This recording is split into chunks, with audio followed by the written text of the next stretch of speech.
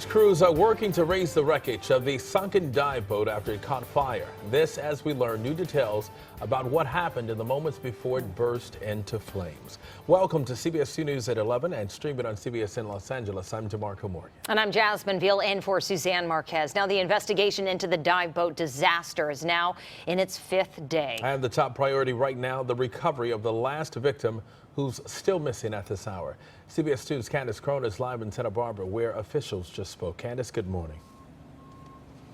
Good morning. Yeah, that news conference just wrapped up a few minutes ago. As you mentioned, one of the 34 victims is still missing, and they are out on the waters right now searching still. 18 victims, though, have been positively identified.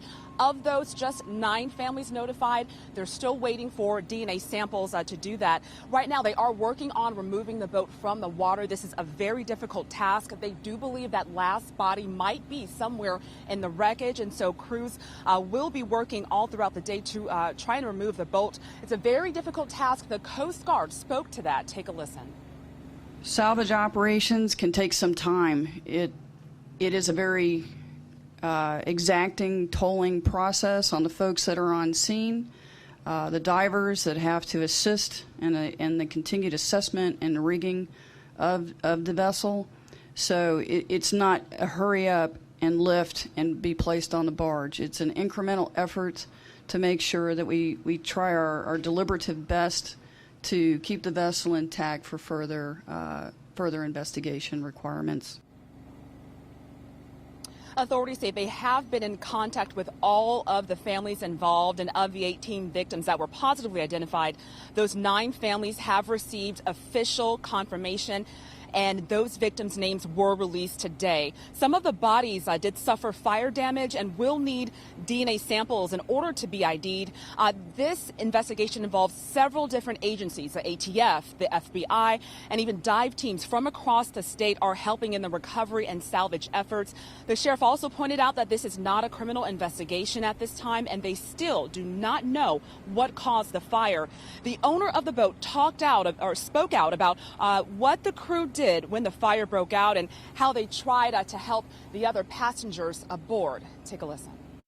They had no choice but to evacuate the boat.